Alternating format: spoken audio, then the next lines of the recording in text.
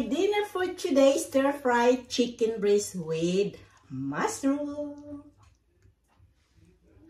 Here's the ingredients. The chicken fillet 700 gram. Of course, gumamit tayo ng garlic, onion, and little bit ginger, and 1 box of mushroom. So, mag-start na tayo. Evening to everyone, guys. That is video for today. I'm making stir-fry chicken with mushroom or chapchoy with mushroom.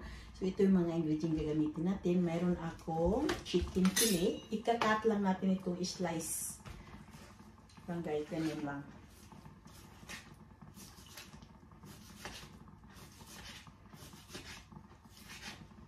Cut to the not so thick, so thin. Cut lang natin na manipis yung karne para madali siyang maluto. So, no need to cook sulong. So, i-cut lang natin into slices. 700 itong guys, yung chicken breast natin. Cut lang natin. Yan. This one is eat with rice. Kauwi na ako galing trabaho, guys. So, magluto tayong panihapon. That is my daily routine.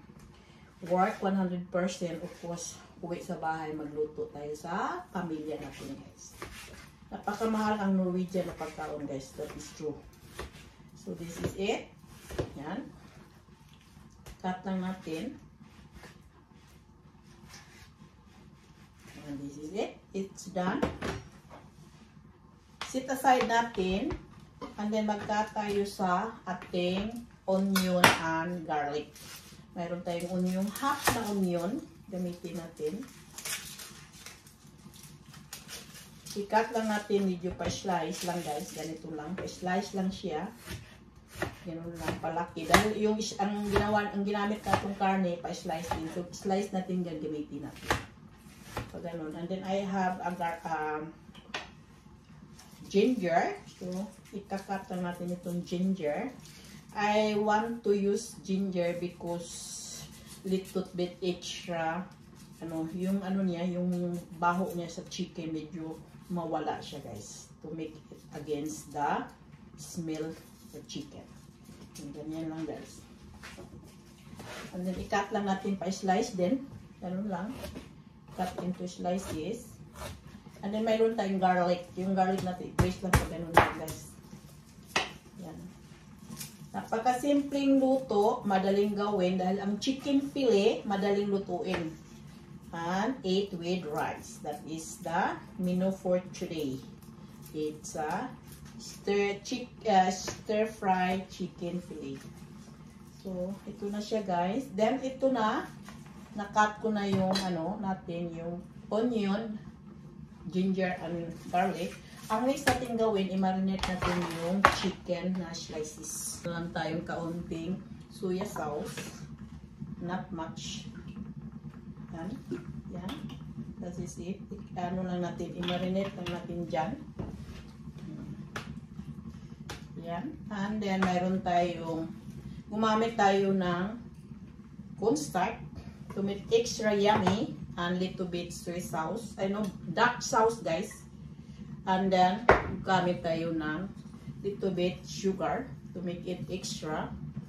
And then, lang natin, i-mix lang natin ito, guys, dito. So, i-mix lang natin yung chicken with a little bit soy sauce. And gagamitin na natin oyster sauce. Hindi na ako gumamit ng bowl, guys, dahil hindi na kailangan. Dahil hindi naman maraming i-mix muna sauce. Ang importante lang, medyo makulay yung chicken natin. So, that is it. Marinate lang natin. So, that is, mag-start na tayo. Mainit na yung cooking fat. Ayan natin yung onion, garlic, and ginger. So, i-fry na natin yung chicken guys.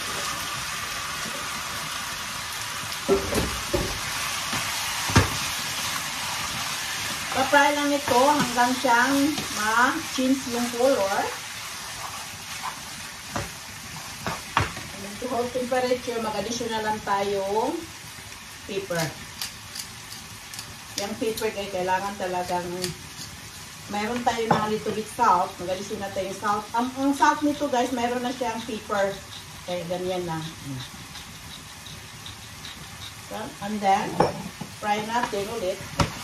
Continue to fry until ma-change yung color niya, guys.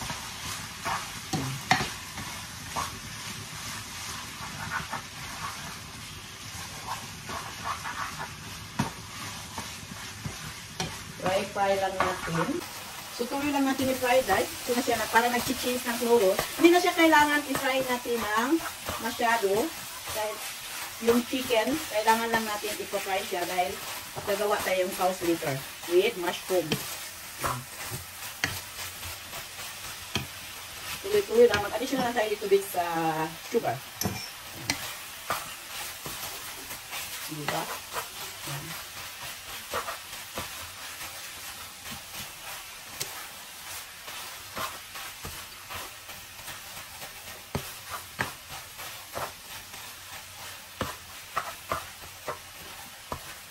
Ito na siya, guys. Sit aside muna natin ito. Gagawa tayong sauce. So I have 1 cup of water.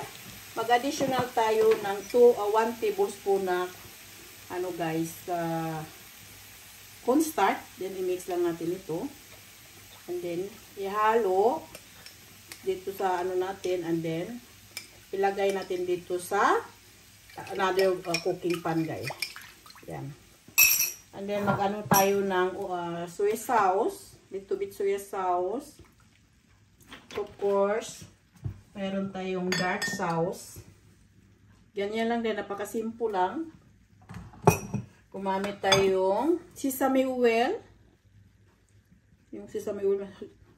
Yan. And then, meron tayong salt and pepper.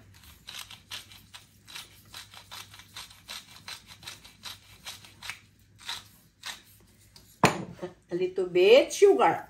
Not much. And then, ihalo lang natin to. Yan. Ihalo lang natin ito, guys. Yung ginawa natin na sauce. This is for gravy. Tuloy-tuloy lang ang paggawa nito.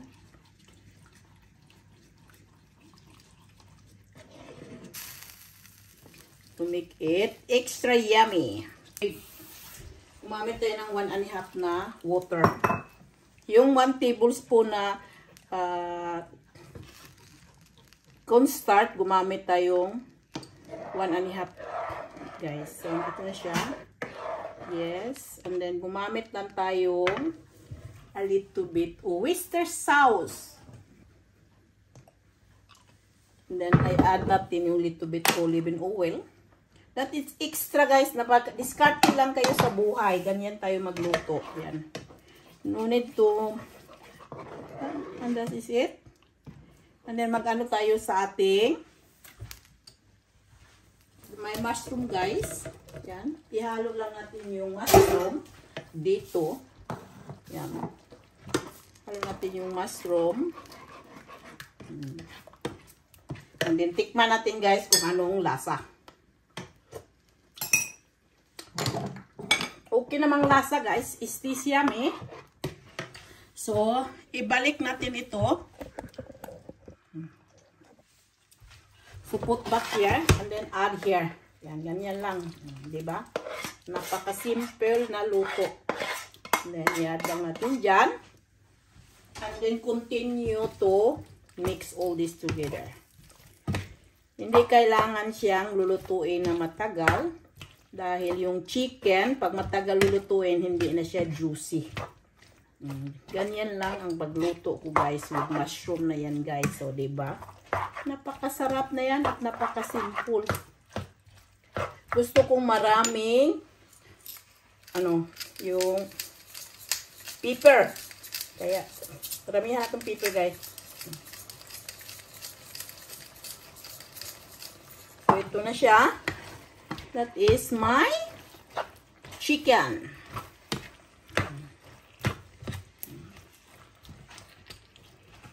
That is my stir-fried chicken mushroom. This is my dinner for today, stir-fried chicken breast with mushroom.